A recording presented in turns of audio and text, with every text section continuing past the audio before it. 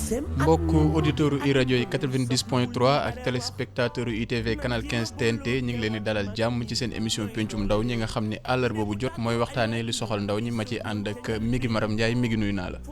fay Seydina Aba Gueye di nuyu képp kuy auditeur yu rajo ak téléspectateur yu ITV. mi ngi nag tey dañoo fas yéene waxtaanee nawetaan thème bi ni ñu ko articulé mooy nawetaan ndax activité bu ndaw yi di def la wala loo xam ne mag ñi dañ ciy dund muy les nawetaan activité de jeunesse ou business d'adulte tey nag ngir waxtaanee thème boobu ñu dalal ci Abbas Diallo nga xam ne ci ODCAV la bokk ba noppi bind livre ci nawetaan yi tuddee ko le mouvement nawetaan dans la perspective de l'émergence citoyenne et du développement communautaire Abbas Diallo ñu ngi lay nuyu di la dalal ci rajo ak ITV. maa ngi leen di sant di leen di gërëm di la nuyu bu baax a baax monsieur Aba Gueye di sant ak gërëm bu baax a baax mon ami et frère Migui Maram Ndiaye et je salue également mon co-débatteur ici présent un ami de longue date avec qui j'ai cheminé longtemps dans le mouvement associatif. moom moomu la sax la ñuy jàll muy Adjuma Ndiaye moom it président zone la zone 14 ba ca Kër Mbaye Fall Adjuma ñu ngi lay dalal jàmm ci rajo ak ITV. asalaamaaleykum bismillahi mina shaytaani rajim donc ñu ngi nuyu waa rajo yëpp di jiital si nuyoo bi kilifa kër gi donc di leen gërëm bu baax Aba Migui Marème donc comme ni ko sama co-débatteur bi waxee président Abbas mu nekk koo xam ni xëy na yàgg nañ ànd man ak moom si mouvement associatif bi donc ñu commencé que si conseil régional de la jeunesse tey yàlla def aussi ñu bokk mouvement nawetaan bi mu nekk ODCAV de Guédiawaye ma nekk ODCAV de Pikine nekk aussi président de zone donc muy wax ni hasard existe wul quoi kon kii vraiment maa ngi koy gërëm bu baax di ko féliciter di ko encourager aussi si livre bu mu bind nii. Migui Maram waxtaan bi comme niñ ko tënkee ci départ bi ci nawetaan la. waaw Seydina Aba Gueye ndaxte jamono ji si lépp lu jëm si wàllu actualité si la ñuy dox te tey jii suñuy wax wàllu actualité si pendant les vacances évidemment on va parler de nawetaan mu doon loo xam ni ndaw ñi soppi nañ ko trop. waaye it mag ñi bëgg nañ ko parce que ràññee nañ ñi ni si biir ñi nga xam ne rek ñoom ñoo fa yëngatu du mbiru ndaw yi kese léegi nag si biir waxtaan bi dinañ gën a yaatal xool nawetaan démb ak nawetaanu tey lan mooy différence bi alors Abbas dañuy démarrer très rapidement ak yow tey ji soo mënoon expliquer waat ki nga xam ne moom mooy auditeur bu ñuy déglu ak téléspectateur bi nawetaan lan moo ko taxoon jóg. nawetaan li ko tax a jóg globalement c'est de participer comme ni ma amee habitude di ko wax activement à l'effort de construction de ce pays-là li ko tax a jóg moom mooy d'occuper les jeunes sainement li ko tax a jóg moom mooy encadrer les jeunes li ko tax a jóg moom mooy accompagner les jeunes li ko tax a jóg moom mooy cultiver chez ces jeunes-là une certaine culture de citoyenneté active qui peut être effectivement mobilisé au service du développement de ce pays-là. loolu moo ko tax a jóg donc l'intérêt du mouvement nawetaan ça ne se discute plus c'est un organisme déclaré d'utilité publique et son importance effectivement ne se discute pas. D'accord. Donc son utilité sociale c'est véritablement l'encadrement effectivement des jeunes, l'occupation saine des jeunes, leur accompagnement, le développement effectivement d'une éducation extramuros en dehors je veux dire des classes pour continuer bien entendu l'œuvre des enseignants dans les classes, en terrain, en milieu des stades et partout ailleurs effectivement que les activités c'est fi ñu koy mën.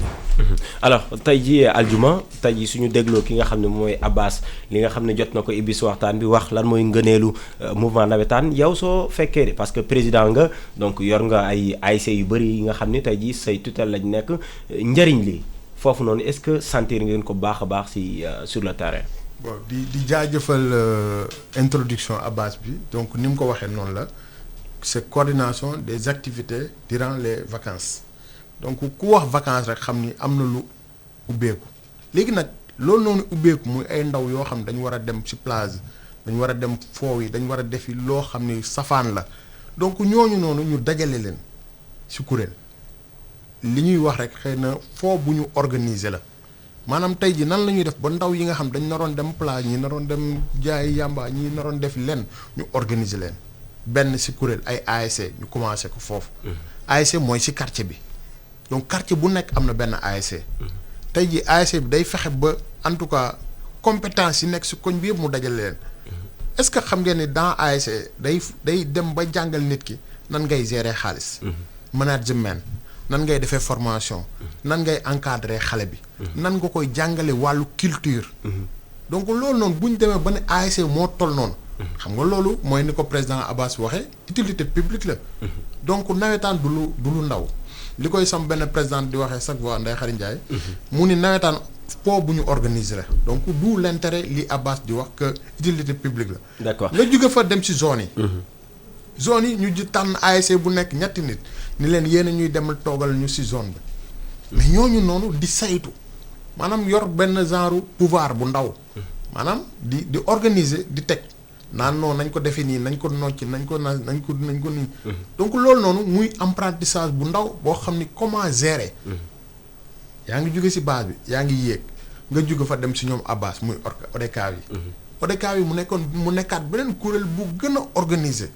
boo xam ne lépp li nga xam ne mooy xaw ci base bi dañ ko remonter foofu donc ce qui veut dire que ni comme li nga jëlee ko foofu noonu daal di dem ci niveau supérieur ba mu egg ONCAV ONCAV ci biir waxtaan bi Seydina Aba Gueye dina ko yaatal ñu indi li nga xam ne moo di contradiction bi mais dañuy desandi ba tey ci définition yeeg ak lan moo nekkoon rôle yi parce que am na solo moom moo ñuy permettre ci biir débat bi ñu daal di koy li nga xam ne mooy yaatal jóge nañ ci wàllu navétane mais ASC yi la ñuy waxtaanee alors suñu nee ASC Abbas lan mooy rôle yi parce que su ma déggee léegi ñi ngi doon wax ASC yi fii ci biir Sénégal mais force est de constater que ni fii ci Sénégal ASC yi nga xam ne ñoom ñoo fi nekk bien vrai que am na ñoo xam ni du ñëpp mais la majeure partie tey jii ASC yëpp navétane moom moo leen soxal est-ce que loolu moo taxoon ASC yi ñu taxawal leen. xam nga ASC yi bëri nañ naam 2016 ñu ngi tolloon ci 4613 ASC. soo xoolee Dakar rek en 2016 on était à 597 ASC. Guédiawaye moo gën a tuuti ODCAV amoon 53 ASC Dakar 200 Pikine 162.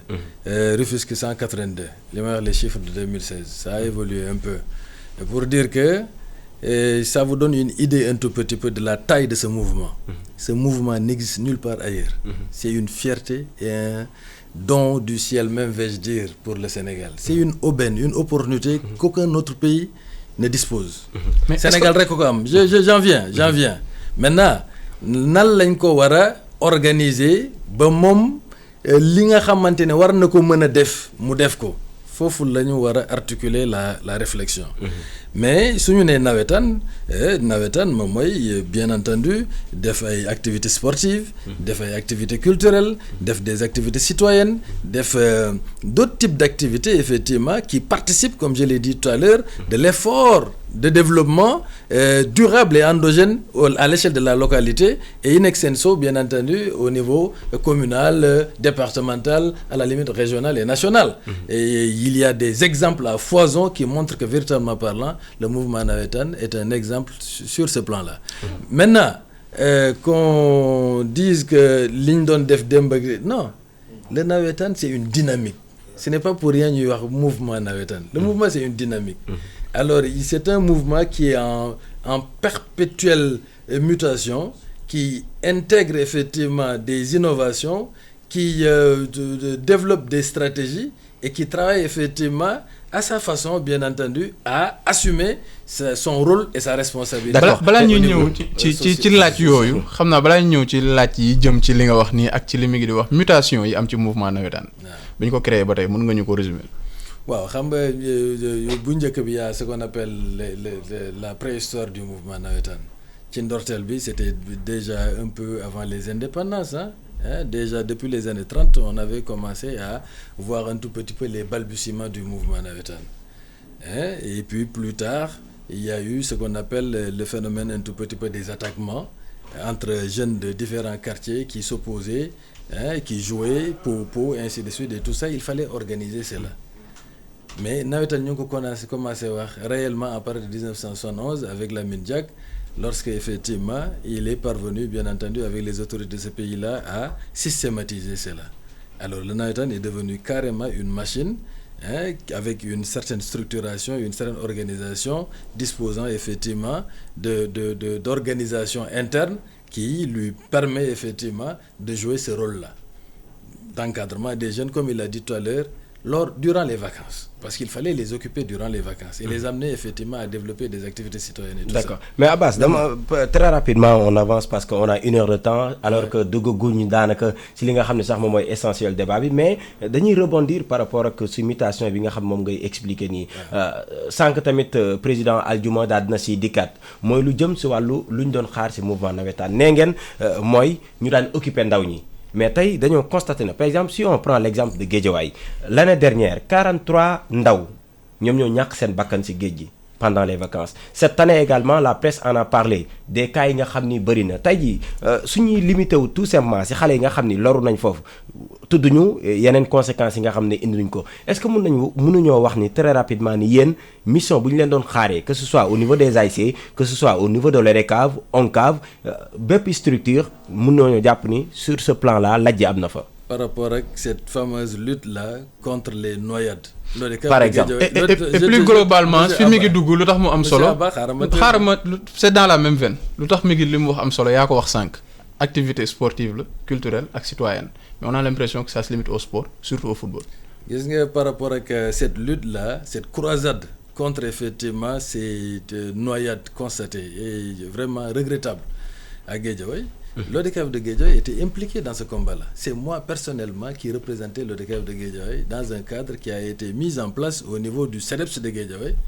Notre ami et frère El Hadj Abou Gueye doon ko piloté. On a organisé une procession, on a organisé des débats, on a organisé une série d'activités. yaa nga xamante ne c'était pour sensibiliser les jeunes et les amener effectivement alors à faire de preuve d'intelligence et d'éviter bien entendu ces plages mais par rapport à cette initiative bi nga xam ne moom ngay def allusion on n'a pas senti implication ODCAV de Guédiawaye parce qu'après tout je te dis que c'est moi qui représente non d'accord représenter ça ne veut rien dire par exemple Abbas nga baal ma parce que suñu nee yow yaa fa représenter alors que xam nañ doole ODCAV de Guédiawaye am ngeen au moins 54 AIC voire 48 mais voilà AIC yooyu yëpp sensibilisation bu leen war kenn ku nekk par exemple wër seen terrain ça n'existe pas mais toog si entre 4 murs après wàcc def doxu ñaxtu c'est à saluer parce que personnellement ñëw naa participer ci activité boobu Abou Gueye d'ailleurs dans notre émission Melokaan c'est lui qui était notre invité pour revenir sur ces activités là mais nawetaan lu ñu leen doon xaar par exemple ngeen fexe ba xale yi bañ fa dem parce que seen lajj moom moo tax xale yi dem géej ba suba ngeen fexe bu njëkk pour xale yi bañ fa dem di lap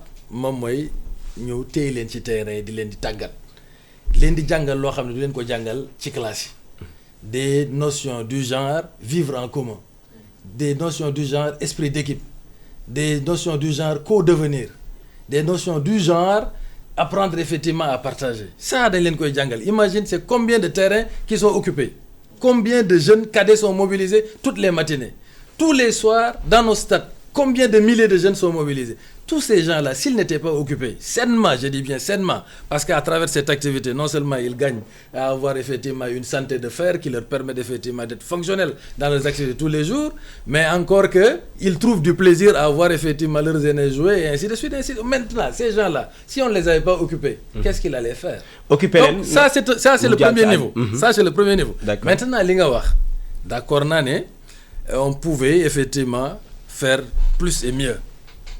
On a participé effectivement, on s'est impliqué à travers effectivement cette activité qui a été initiée par notre frère.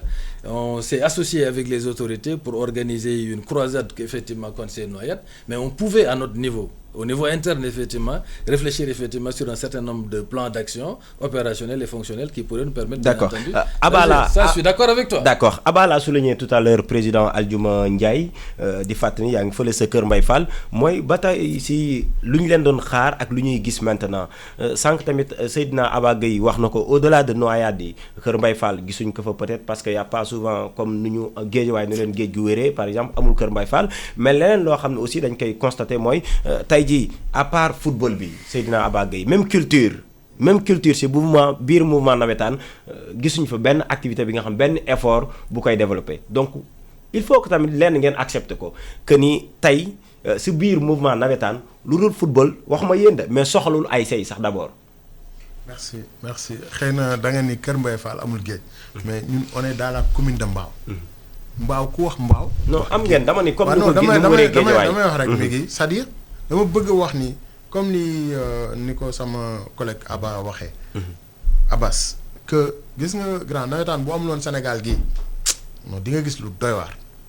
comment Voilà, parce merci. que gisuñu solution boo leen Très bien. régler pour dire vrai. Voilà, merci beaucoup. Merci, une bonne question. Parce que tey jii dama ni y a combien d'ASC qui sont au Sénégal waxuma rek Dakar Mbao y a 25 ASC 25 ASC rien que pour les seniors imaginez y a 26 en tout cas pour les seniors il y a 30 pour les cadets mais ce nombre là grand ñooñu fan lañ waroon dem bu nawetaan amul woon kenn xamul nga jógee foofu au niveau des dirigeants yi ñu si ëpp yaa ko wax sànq xëy na thème bi dinañ si dugg sànq. dinañ si dugg si ñu si ëpp par exemple man sama ASC par exemple man maa si mag si ñi actif maa si mag mais ñooñu ñëpp nekk ay jeunes ñu leen di occuper ñu ne nawetaan amul njariñ nawetaan bu amul woon njariñ mais tey jii président de la république dañu accordé benn audience. si audience bi xam nga la ñuy wax mu ne ñu man j'ai créé une ASC j'étais secrétaire général de ASC. yéen li ngeen yor xamu leen ko ñu ne ko si président xam nañ ko. moo waral tey jii acte citoyen yi nga xam ne ñu ngi koy def tey jii Abbas dugg sànq mu nekk mouvement boo xam ne dafa nekk en mutation et chaque fois là mouvement bi day adapté wu si temps bi benn dama koy wax bi immigration clandestine amee mais est-ce que gis ngeen ban taxawaay la si nawetaan amoon quitte à ce que sax ñu créer benn commission boo xam ne spécialement pour lutter contre l'immigration clandestine. Bon, peut-être foofu am na ay fonds yi ngeen fa doon capter rek. Comme vous voulez mais en tout cas. am non na c'est lu une ñu ci question réalisé. en tout cas am na lu ñu ci réalisé. léegi bu gën a beneen bi mesure bu gën a récente. mesure bu gën parce que dama bëgg ñuy beneen wax ay faits Seydina Aba Gueye. parce que man li ma seetlu sax si ñoom ñaar li ñuy wax yëpp. bi en dehors du football. c'est que fait li ngeen di énumérer yëpp ay réactions la du mouvement nawetaan. par rapport à des problèmes alors que le mouvement nawetaan d'après la définition bi Abbas joxe ni ngeen poser ay actes permanents en matière de football muy ci cadets yi ak ci seniors yi da ngeen waroon poser ay actes permanents yoo xam ne chaque année day am systématiquement en matière de citoyenneté am ay du point de vue culturel. mais li ngeen di wax yëpp ay réactions la. parce que moom wax na bokk nañ ci benn marche moom représenté na fa pour ñu xool nan nañuy def yow nee nga bi immigration clandestine amee mais est-ce que mouvement nawetaan effort yi muy def ci football waru koo def dans la citoyenneté ak dans la culture. et ma bàyyi la nga développer Aldiouma ma relancer la rek nga bàyyi la nga développer même lancé par rapport ak citoyenneté lu gën a récente mooy c'est l'appel du président de la République pour dëkk bi set wicc par exemple su cas précis bi lan la ONCAV wala yéen au niveau de Mbao Kër Mbaye Fall qu'est-ce que vous avez fait Amadou Bari ñoom lan lañ def rapidement par exemple sur des cas précis. merci sur des cas précis laa lay wax. tey jii démb rek on est allé voir les ASC. pour leur donner un peu les subventions avec accompagnement du maire. mais les présidents d'ASC par exemple ma jël ASC Wassour par exemple. mais ASC Wassour tey jii poste de santé bi nekk Grand Mbao mais ñoom ñoo ko nettoyé. c'est un fait. loolu la ñuy xaar si ñoom oui. très bien tey jii inondation yi ñan ñooy génn si kër yi di gas di def ay drainée mais c'est les jeunes yooyu fan lañ bokk 95% c'est les ASC ma jox la benn exemple bu ndaw benn année benn inondation dafa am suñu koñ ñun à Cité Poste. ñu ñëw malheureusement jour boobu ma dem liggéey mais boo xoolee li des ci ASC xëy na ñun la ñuy gis parce que ñun ñoo yor image u ASC yi. mais après bi paa yi waxee ni gisuñu waa ASC bi mais booy dañ génn booy ni leen non yéen da ngeen foog ni ASC bi se limite seulement ci ajjuma ak le président mais y a d'autres membres te pourtant jour boobu ñi drainer ndox mi ba ndox mi dañ évacuer ndox mi ba mu dañ mais y avait que les membres de l'ASC mais loolu ñu bëgg ku ne beneen bi Abbas mii xam na li may wax tout à l'heure on discutait bi ñuy dugg man ajjuma qui vous parle Abbas qui est là le président Amadou Kane Amadou Sy président yi fi jaar yëpp seen live yëpp ñu ngi ko concentré ci citoyenneté tey ji man lu tax nit ñi génnee ma ci dëkk bi parce que dañu gis engagement bi ma amoon sama dëkk li may wax télé laa toog di wax sama dëkk ñoom xam nañ ban engagement laa amoon ci dëkk bi tey jii lépp luy waay di dugg ngeen baal ma ci kàddu gi ndamuwuma mais lu ci ëpp dañ naan nañu woowee ajjuma parce que tout simplement am na benn engagement boo xam ni mais am naa ko ak taxawaay boo xam ne ci dëkk bi te li ma lay wax nii képp koo nekk ci zone bi walla nga nekk ci ASC c'est parce que koñ bi dañ la gis sa engagement ak sa détermination ak ni nga bëggee dëkk moo tax ñu jël la yóbbu la zone walla ñu jël la sax jox la ASC bi. d'accord mais ASC duñ ko jox non déglu ma grand. non allez-y non ASC xool leen bu baax ASC ñan lañ koy jox. dem leen ci koñ yéen ngeen def vérification ngeen xool ñan la ñuy jël ASC di ko teg seen loxo c'est souvent ñi nga xam ni dëkk bi da leen jaral dara ASC du da ngay dajale say millions ñëw teg de non parce que loolu da nga koy fekk ci ASC yi ASC yi ñun ñooy cotiser suñu bopp pour def suñu regroupement donc loolu amul ci ASC yi képp koo xam ne rek amul benn engagement ak benn mais ponk bi nga mujjee laal donc ponk bi nga mujjee laal non yaa ko tudd léegi ponk bi nga xam nga am na yoo xam ne bu ñu ci yeggee foog ñu taxaw ci damay ñëw sur wàllu culture chaque année yéen est-ce que di ngeen maanaam yéen balaa ngeen di poser question da ngeen war a dem gëstu non de non mais chaque année ñun suñu non ajuma non d'accord daaw suñu thème culture daaw suñu thème culture non waxtaan bi tamit daaw suñu thème culture non xaar rek ma ñëw xamal lan la non xaar ma daaw suñu thème culture ajuma en fait là n'est pas la question non may ma relancer dama leen di laaj lan la woon may ma relancer la citoyenneté au service de non d'accord de la communauté soo ma dégloo di nga xam parce que fii mais loolu lan moo ko gën a nekk engagement non xam nga débat bi ni ñu ko posé dafa clair dañ leen waaw activité bi ngeen di def muy activité boo xam ne c'est permanent chaque année ñu gis ko chaque année kenn du laajte ndax nawetaan dina ko def mooy football bi loolu doo leen ko weddi les activités culturelles ASC est-ce que yéen da nga leen di imposer activité culturelle amul benn ASC boo xam ne par exemple mouvement nawetaan day ñëw ne gisuñu ko médiatisation bi coow li wër nawetaan yëpp ça tourne principalement autour du football loolu moo tax ñu ne leen est-ce que dagg ma non en fait aljuma parce que bàyyi nañ la nga jël sa temps nga développer maintenant ce qu'il faut rappeler peut-être ak auditeurs yi nga xam ne ñoo ñuy déglu ak téléspectateurs yi mooy après tout doon nañ ay taskat xibaar mais si ay koñ lañu jógee te koñ boo dem am na ASC xam nañ lu fa xew xam nañ bu baax a baax équipe bu ñëw nawetaan sax defu culture ñu daal di koy dagg 25 000 wala 50 000 su ñëw te anam ñu doublé ko mais loolu yëpp dinañ ko développer parce que loolu si c'était efficace ASC yëpp dinañ ko def c'est parce que après équipe yi dinañ ci rey seen bopp suñ paree comme ni ngeen def fële ONCAV ba dajale fa ay équipe phase nationale mu jeex ngeen jël benn 1 million jox ko équipe bu gagné alors que seen budget départ fii la ko président ORCAV bu Louga wax c'était 50 millions xaw ma ngeen dem sa acteur politique yëpp ñu jox leen xaalis mais loolu dinañ ko développer laata émission bi di jeex alors auditeurs ak téléspectateurs yi ITV ak iRadio yéen a ngi seen biir émission pencum ndaw ñi tey jii nag ñu siy waxtaanee lu jëm si wàllu mouvement nawetaan mu doon mouvement boo xam ne rek sa njëlbeen ndaw ñu lañ ko jagleeloon ba xam tey jii looloo am wala bokk mag ñi ñoo si nekk ngir rek def si lu leen neex dinañ leen ibbil li nga xam ne rek moom moo di ligne bi si kanam ngeen mun a woote si 78 119 44 40 waaye nag loolu fii ak fukki simili lay doon permettre Abba ñu dugg si beneen pàcc bi ak Seydina Abba Gueye ak Abbas autant pour moi pour ñu gën a yaatal waxtaan. waaw ndax am na lu am solo loo xam ne seetlu nañ ko ci nawetaan muy question sanitaire bi. parce que am na ay ndaw yoo xam dañuy ñàkk seen bakkan yenn saa yi ci entraînement yi wala yu ni mel ñu bëggoon xam nawetaan yan mesure la jël pour assurer côté santé boobu parce que dafa nekk lu am solo ndax ay ndaw yoo xam ne peut-être dañuy jàng vacances moo leen di boole ak football bi yéen yan mesure ngeen di jël pour mu leer leen ni ndaw yooyu ils sont seen wér-gu-yaram may na leen ñu daal di football lii di nawetaan. Merci beaucoup mais pour des faits concrets. Si on reste dans le concret quoi et des exemples qui illustrent. 2011 avant may wax ci li nga wax léegi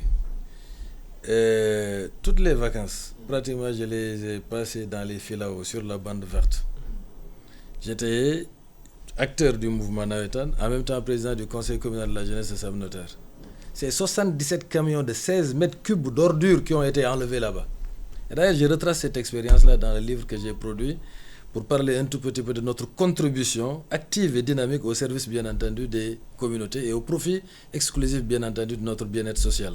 C'est important de le souligner. Avant cet appel du président de la République, bien avant effectivement que des autorités nous interpellent sur cela, nous jeunes, nous sommes conscients effectivement du fait que nous devons travailler pour améliorer bien entendu notre environnement social. Et je pense que il n'y a qu'à attendre les périodes de finale là pour voir comment de façon spontanée les jeunes d'un quartier se mobilisent, embellissent leur environnement.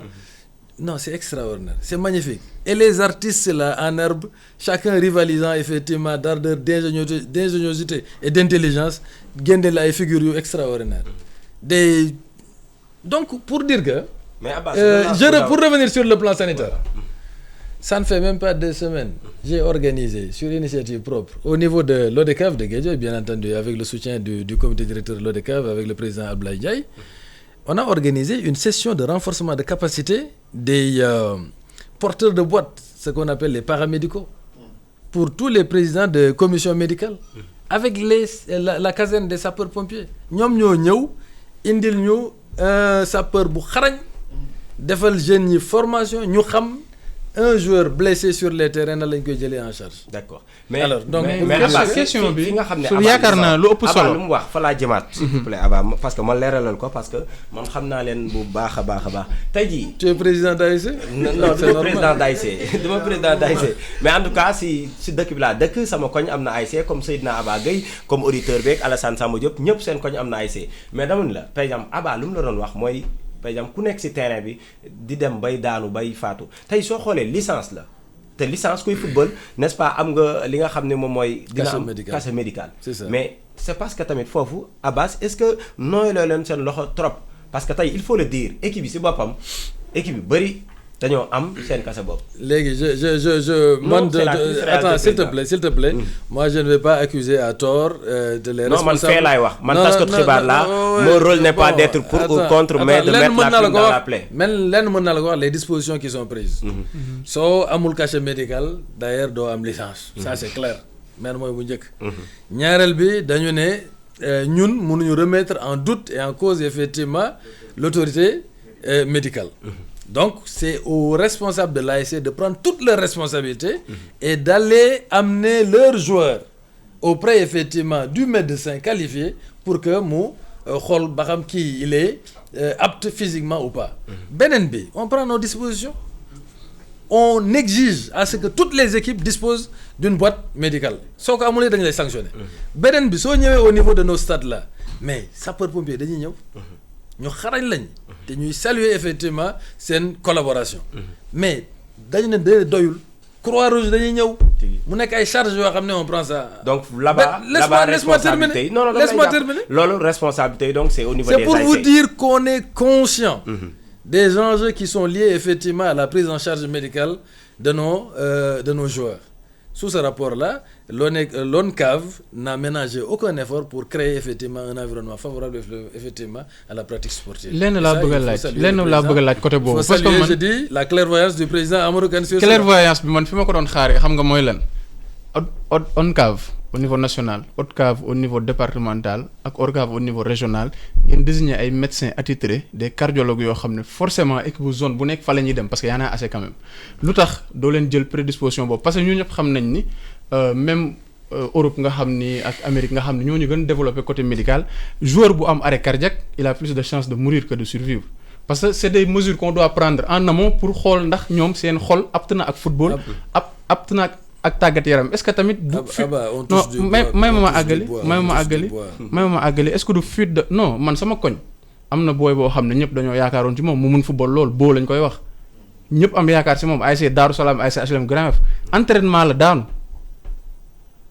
waa koñ bi ñu ngi may dégg mun nañ ko témoigner y en a beaucoup moo tax ma ne est-ce que du en amont ngeen waroon jël seeni responsabilité parce que ne ASC bu nekk war na am cachet médical mi ngi wax na ko loolu kenn du ko weddi am na ASC yoo xam dañuy dajale licence yëpp yóbbu ko ñu médecin mu cachet duñ gis joueur bi moo tax yéen est-ce que waroo leen woon jël seen responsabilité en amont ne par exemple zone Dakar centre wala zone Dakar banlieue mais cardiologue bi mooy saytu xale yi parce que tamit ay xale lañ te comme ni ngeen ko waxee da ngeen nekk ci ay mutation loolu c'est une chose importante. lenn mën naa la ko nangul moom mooy que ne dañuy nangu ne ñun ñëpp le nawetaan dañ ko jàppee comme un bien public un bien national damay waxtaan ak un ami rwandais qui me dit que vous ne savez pas que le nawetaan c'est de l'or en réalité il faut bien gérer cela xalaat yi ngeen di wax nii ça peut être effectivement mën na nekk à contribution mën nañ ko dugal ci corbeille bi ëllëg ci biir comme nu ñuy réformer nos textes 2019 bi nos textes ont été réformés que plus tard qu'on cherche effectivement à améliorer le dispositif à verrouiller le système de sorte que effectivement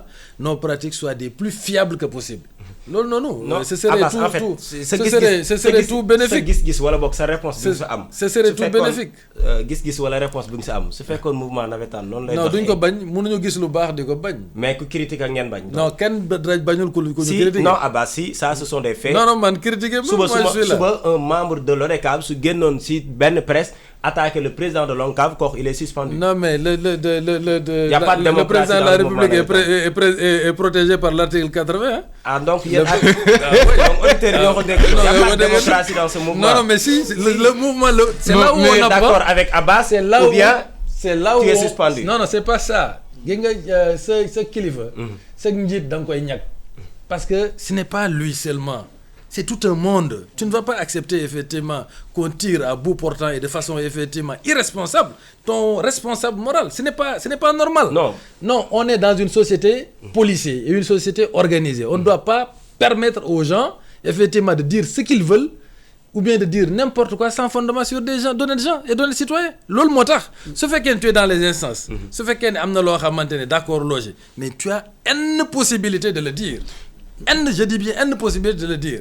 Tu as 1000 façons effectivement de l'exprimer. Mais les divergences, ça ne s'expose pas. Mais xam nga man lan moo ma choqué ci propos yi. On prend les dispositions nécessaires pour protéger peut-être l'intégrité des dirigeants du mouvement navétane mais pas l'intégrité des joueurs.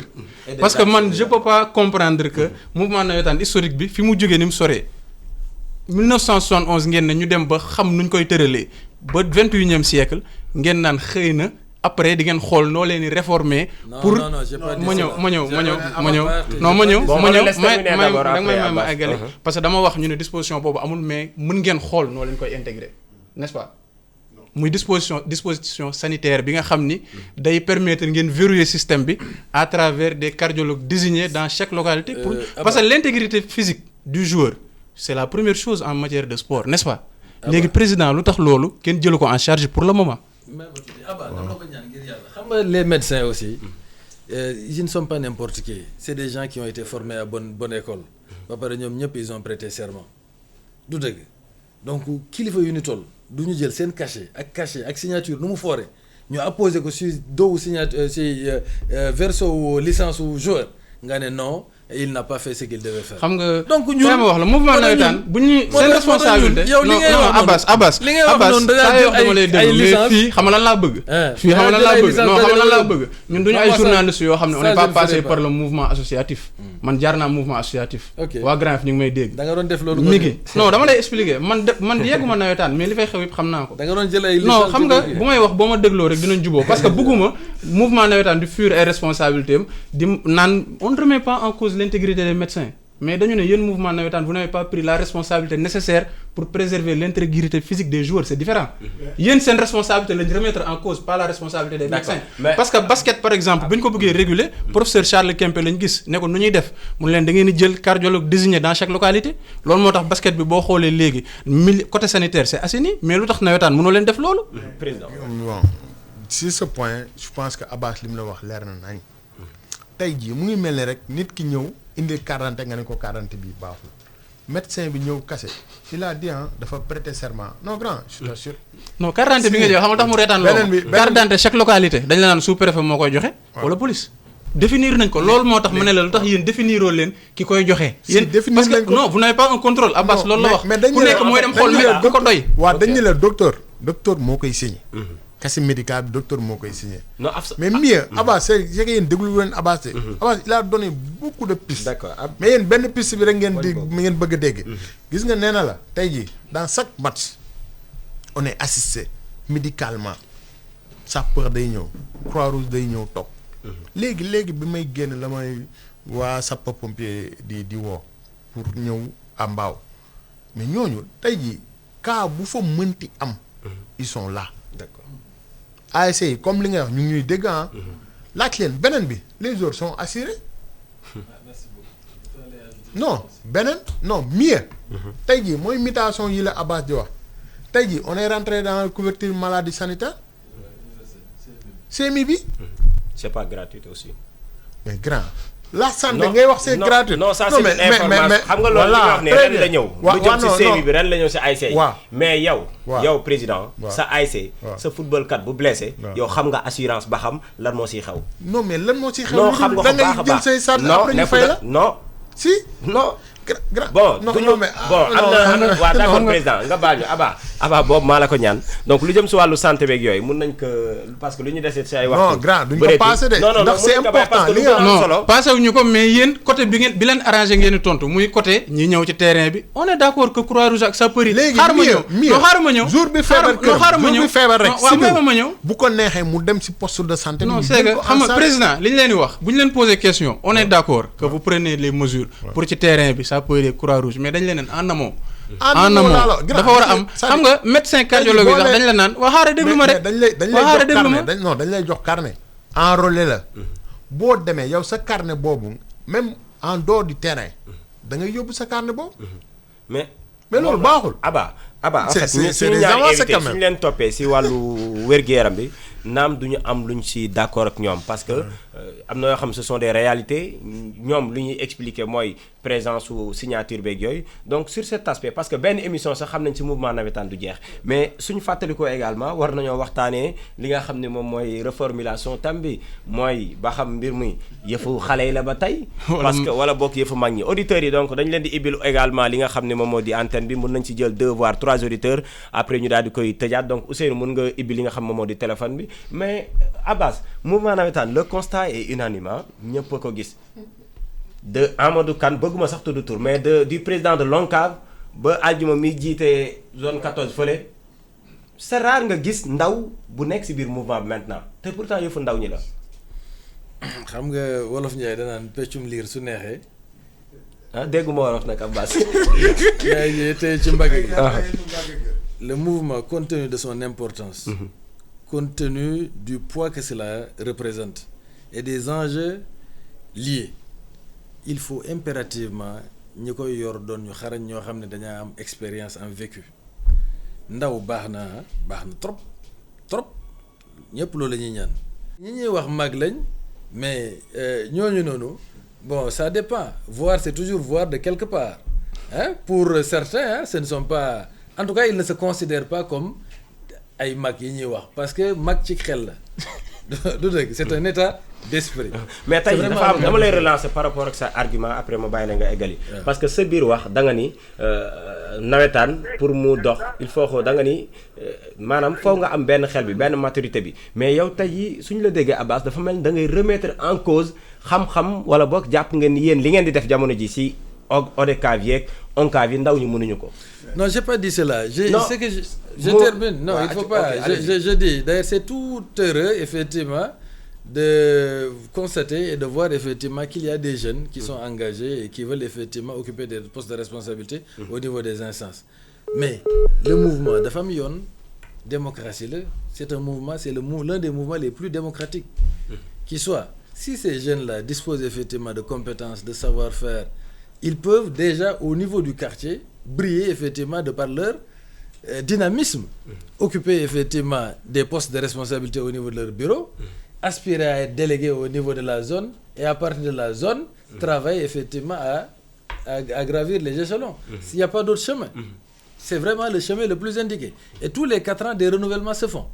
Chaque ASC, day am renouvellement. Sauf que amul limitation des mandats. Oui, amul limitation des mandats. mais parce pourquoi que, par exemple seen texte parce que lu ñu pourquoi texte mouvement nawetaan tey jii mënul conforme ak li nga xam moom mooy dox ci réew mi parce que réew mi mënul avancer yéen ngeen bañ di bañ a avancer. en plus limitation des mandats mooy favoriser politique yoo xam ne amul limitation. mais Abbas mais au moins réew mi ku koy jiite. kii xam nga mouvement électif la non yéen Abbas yow da ngay intellectuel nga da ngay critiquer souvent. da ngay critiquer souvent les présidents yi nga xam ne da ngay téye ci ab bopp réew bañ ko wàcc alors que c'est ce qui se passe dans les ASC c'est ce qui se passe dans le mouvement navétane. Non mais attends, je vais vous dire une chose. En réalité, les gens là ne se sont pas mis der chef de par leur propre volonté. Ils n'ont pas imposé, je veux dire, leur volonté aux gens. mais Abbas ñëpp xam nañ ni limitation des mandats moo gën a baax pour favoriser renouvellement générationnel en président léegi lu tax du ñu limiter mandat yi parce que ku toog xam nga yow boo toogee sa peut-être ndaw yi ne sa ginnaaw yaa leen formé say booy lañ dinañ rus ñëw di naan dañuy diirante mbagg ak yow mais boo leen xajalee ñoom dinañ sawar pour ñëw mais limitation des mandats bu amul du favoriser ndaw yooyu ne ci ginnaaw ñëw ci kanam. balaa maa ñëw foofu damay ñëw si wàllu ndaw yi nga wax. mais tey jii man su ma la joxee âge bi maam da nga naan c'est pas possible xëy na gis nga ma nii ma nekk président. mais man à bas âge laa dugg si ASC. di ñafe ba tey ma nekk président ASC président zone. mais demal sama zone limite d'âge bi c'est ay 30 ans la li may wax télé laa toog di wax nit ñi xam nañu baax li may wax et dans toutes les zones nee naa la sama ASC man maa fa mag le président xale bu ndaw la c'est un jeune. te pourtant ay responsabilités yu mag lañ yor di ko doxal ni mu war a doxee. mais nag comme li Abbas wax c'est-à-dire da ngeen foog ni lii du conseil national de la jeunesse encore une fois structure la boo xam ne dañ ne amul limite d'âge waaye paa beeg mère beeg xale beeg ñëpp war nañ si mën a bokk. mais ce qui bien vrai mais tubaab bi dafa faral di wax waaw. ni tout ce qui se fait pour moi sans moi se fait contre moi est-ce que gisoo contraste bi comme ni nga ko waxee sa ASC yaa fa gën a mag te amagoo li nga xam ni du mën nañu la jàppee mag et pourtant yow ñi la jiite si kaw yëpp mouvement navétane on peut citer des noms. amul kenn koo xam ne mën nga ñu waxal ndaw la. mi ngi loolu mooy réalité bi parce que xam nga président lan nañ gis plus enjeu yi di yokku mais mi ngi non xaaral plus enjeu yi di yokku mais yéen li ngeen wax ni dafa grave. ah Abbas je vous dis que Abbas mi on a partagé le conseil régional de la jeunesse de Dakar. mais kii kon maguma lu bëri. mais c'était hier ça. non Du tey. non mais grand non mais on est toujours dans le mouvement man ak moom suñu tranche d'âge matul 5 ans. kii mageewuma 5 ans. le président de l'ODCAV de Pikine ñu ngi may dégg. Amadou Sy. Amadou Sy mais du mag. du ndaw it.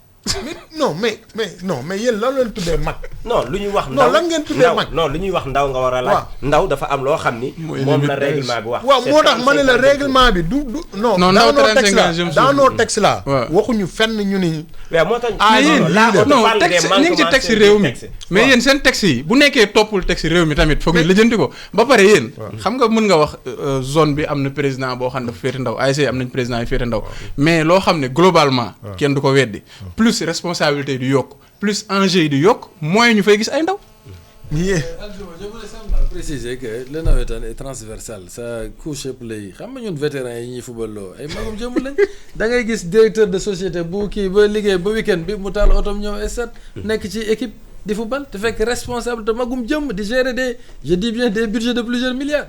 am na alors donc moi je mais termine.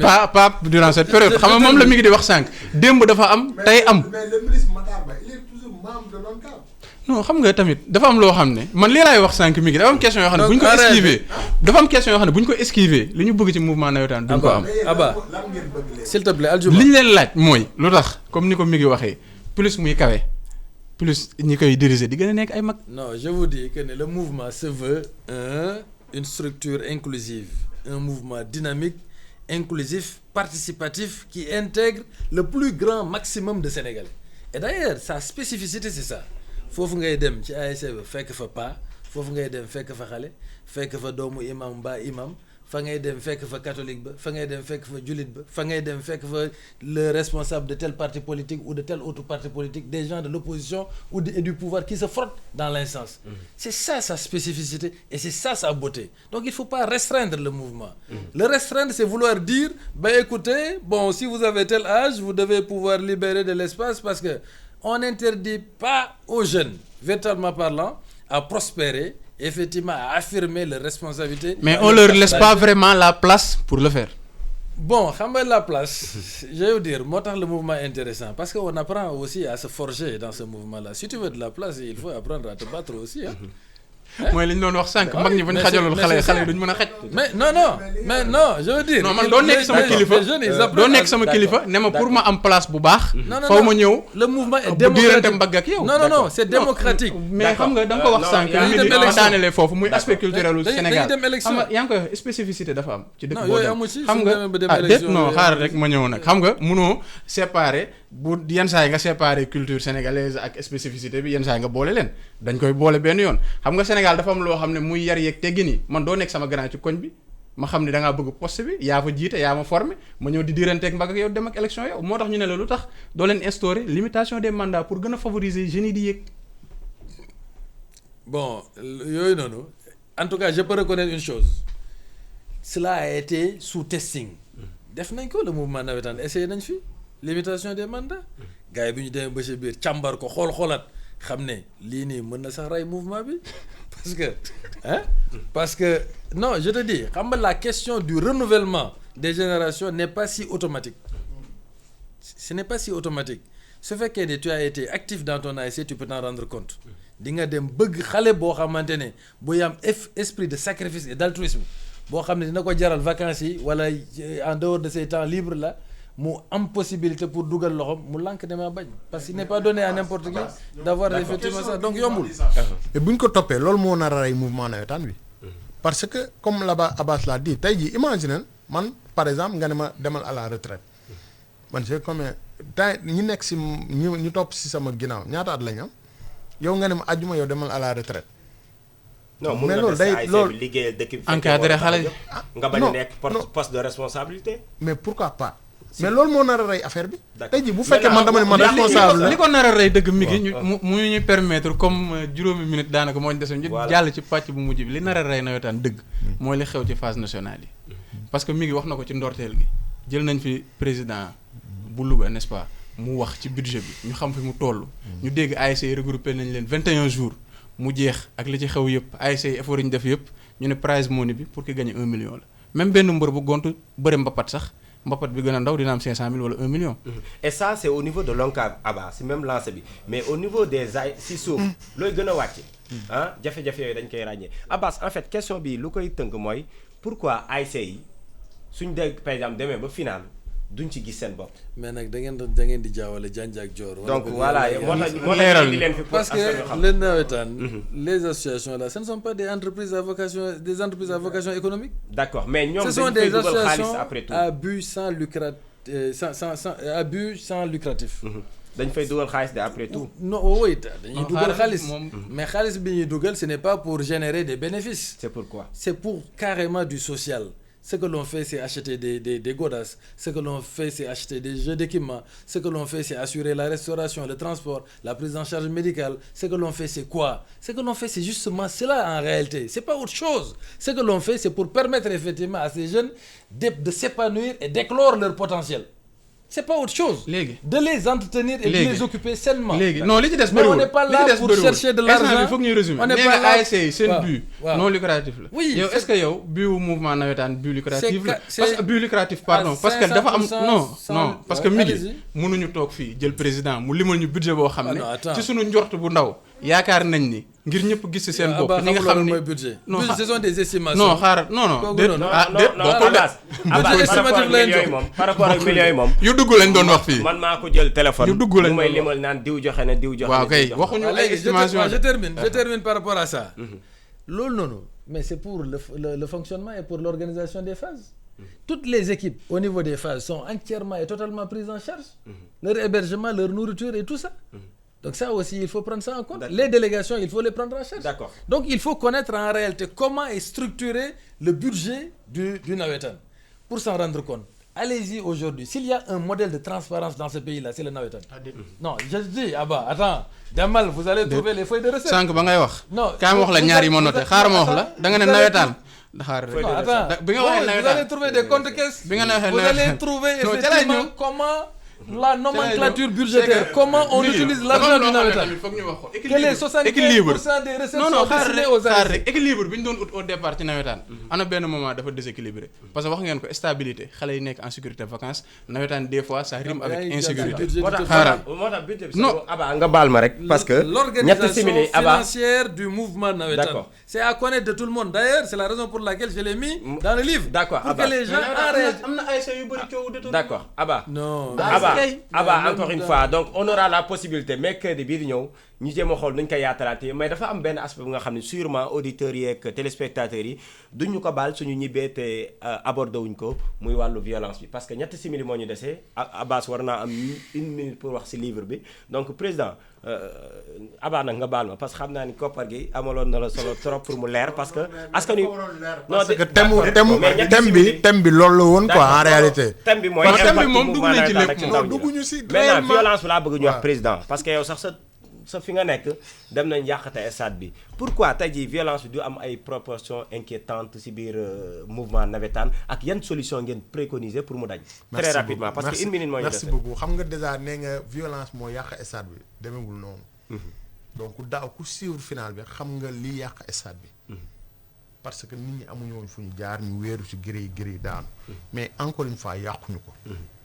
beneen bi violence comme ni nga ko waxee. mais yow est-ce que yéen di ngeen jël temps wu lire zone bu génnee PV ASC bu def violence est-ce que di ngeen jël temps boobu. oui loolu leen ci gis ay sanctions ñun foofu lañ mën a yem. sanction yi. maanaam ASC bu fute ñu jël daan la. ni la lii même ba si mbedd bi parce que dañ ni kii bi day tenir en compte avant pendant et après. D'accord. même boo demee sa koñ ba di xeex. am nañ droit daan la. mais loolu lan moo ko gën a kii comme mesure beneen bi moo wax la tey jii ñun bi ñuy démarrer daan 2 ans du tëdd xaaj ba su indee 500. mais ñun bu nekkee équipe boo xam ne day indi supporters yu bëri. mais grand ñun bi ñuy démarrer est-ce que xam nga li ñu def. en terme de sensibilisation. en terme de mobilisation. en terme de communication. pour que nit ñi xam ni violence baaxul ci nawetaan. Abbas très rapidement violence ci biir nawetaan pour yow d'abord soo ñu. waaw mais malheureusement 1 heure de temps la ñu am ci émission bi peut-être beneen opportunité. C'est vraiment le tendon d'Achille du mouvement. C'est l'une des choses les plus regrettables qui arrivent effectivement au mouvement. lu ñu métti la lu ñuy naqaru la et à chaque fois on trouve toutes les occasions pour pouvoir effectivement apporter des sensibilisations pour amener les jeunes à changer d'attitude et de comportement. En réalité, il y a beaucoup d'efforts qui sont faits et beaucoup d'efforts sont en train d'être mobilisés pour endiguer ce phénomène souvent grandissant. Il faut reconnaître que da ngay organiser 10 000 matchs nga am ci ay benn cas wala 2 sauf que bon voilà quoi le train qui arrive à l'heure ça n'arrange pas les gens. Les journalistes là est-ce que si biir livre bi nga xam ne moom nga bind. lu jëm si wàllu violence am na si pàcc. am na lu ma ciy wax bon je parle un tout petit peu des origines supposées même de la violence parce que pour moi il y a un tout petit peu une influence négative un tout petit peu de la civilisation entre guillemets des ghettos américains là parce que soo xoolee les termes que les jeunes utilisent là du genre small du genre team du genre gangs et tout ça là qui sont organisés après les matchs là derby et tout ça pour agresser effectivement les gringalés pauvres citoyens là. Pour moi ce n'est pas lié au hasard avec le phénomène du développement hip-hop et tout ça donc pour moi il y a cette influence là un peu mais globalement le Sénégalais c'est un être pacifique. C'est un homme de paix, c'est un homme de dialogue, d'échange et de culture. D'accord. Qui abhorre et déteste effectivement la violence. Il y a donc possibilité effectivement d'endiguer cela sauf que pour le faire il faut travailler sur plusieurs registres.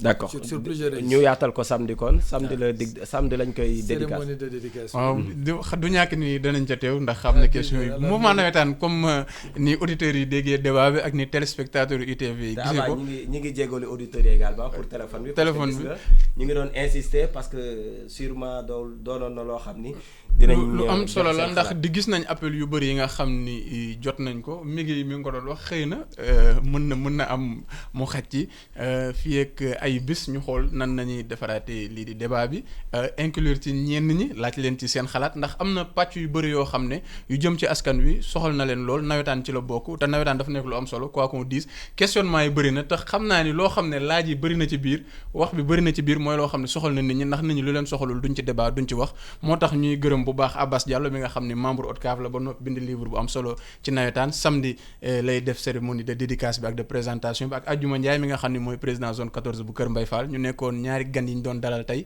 ci émission pencum ndaw ñi nga xam ne àllarba bu jot moo leen waxtaanal ci li soxal ndaw ñi ak mag yi nga xam ne yenn saa yi ñu ngi ciy dugal seen loxo tey looloo taxoon ñu jóg mi ngi Maram Ndiaye di leen jaajëfal baax a baax suñu ñaari gan yi di jaajëfal baax a baax it ñi nga xam ne ñoom ñooy auditeurs yu iRadio ak téléspectateurs yu ITV di jaajëfal baax a baax ñi nga xam ne ñoom ñoo jàppoon ci technique bi ci caméra yeeg ak li nga xam ne rek moom mooy xarale yi ci ginnaaw di leen jox dig daje àllarba bii di ñëw ci beneen numéro jaa ngeen jëf